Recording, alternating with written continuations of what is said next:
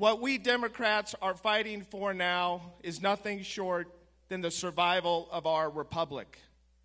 What we are fighting for is the ideals that made America, America.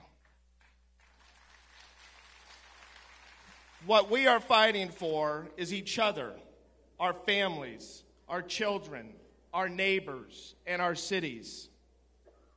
What we are fighting for is the ability of people to have a good-paying job, pay their health care expenses, send their kids to college, and have a real shot at a real American dream.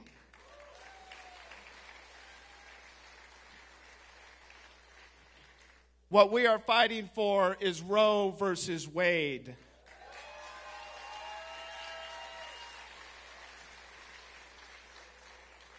Equal pay,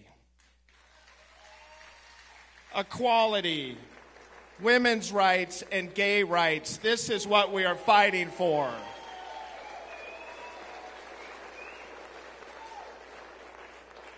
And what are we fighting against? A man that wants to turn back the hands of time, to send us into the dark ages. A man who wants more deregulation, more filthy air and slimy rivers, more disregard for the downtrodden, the disabled, the disadvantaged, disregard for women and minorities, and yet more billions for billionaires. A man who will put the balance of the Supreme Court, if reelected, at 7-2, who will choose the strong over the weak, corporations over people, and old men with ideas about women's bodies over women themselves.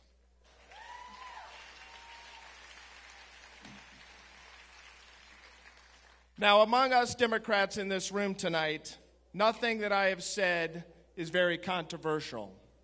We are nearly united on many, if not all, of these issues. We are united as to what we should be fighting for. But we often seem to be a party divided as to how we should fight. I, however, believe that there is no greater question facing our party and our nation than the question of how. Because this president, no matter how corrupt or immoral he may be, he knows how to fight. He may be the worst president in American history, but he also beat 17 highly qualified opponents, including many smart candidates, each of whom told us how bad he would be. Why or how? Because he is a fighter. What I fear for this Democratic Party that I love so much is that we have a tendency to bring nail clippers to a gunfight.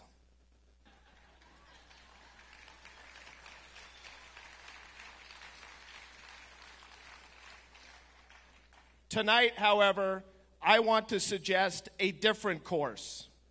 I believe that our party, the Democratic Party, must be a party that fights fire with fire.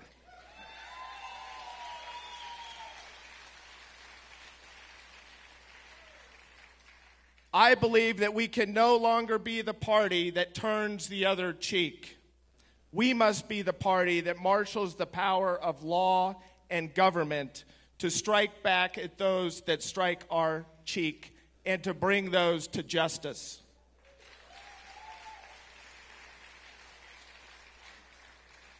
When they go low, I say, we hit harder.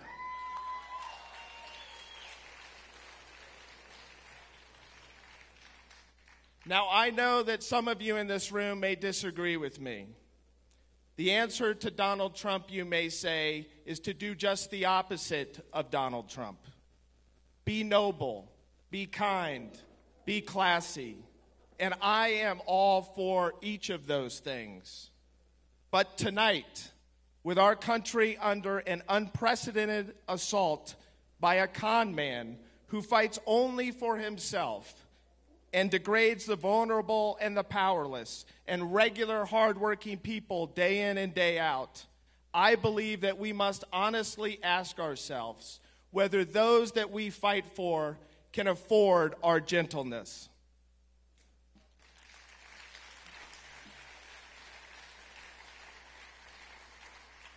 Now, there is no question that we are the party of love in America, of loving thy neighbor, of loving whomever you want to love, of policies that extend a loving hand to those in between jobs, down on their luck, those who are suffering and frail and without support. But here's what I believe. When you're fighting for the values of love, you cannot afford to fight lovingly. If you want peace, prepare for war, the old Latin saying goes. And in that spirit, I say this. If we want a more inclusive, tolerant, compassionate, welcoming, gracious, and merciless America, we must be willing to do battle to achieve it. If we want the American dream for ourselves, our families, our neighbors, our children, and each other, we must leave it all on the field every day and fight for it.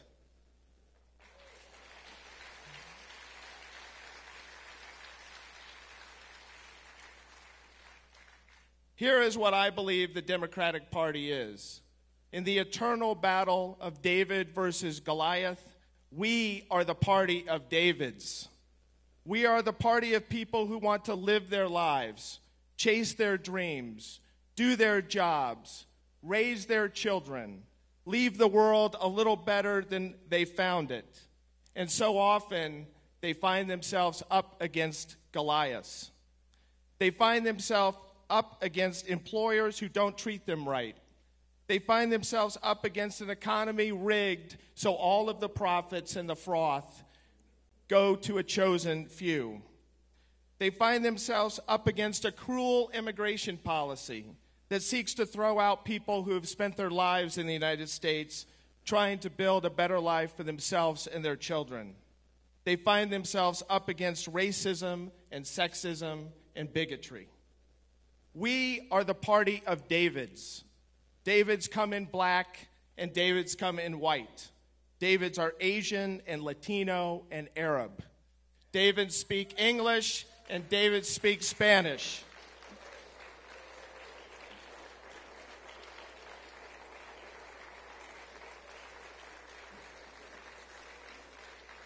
Davids are men, and Davids are women, and Davids are gay, and Davids are straight.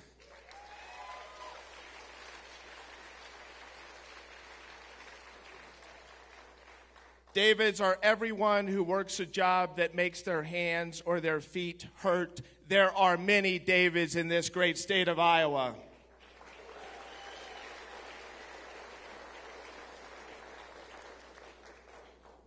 Davids are people that never ask for a handout, but who do need a helping hand when the world changes and they find themselves without a job. Davids are people who don't get enough hours anymore and struggle to figure out a way to find daycare for their children. Davids are parents who want to give their children a better life than they've had, but who, in Trump's America, can't figure out how.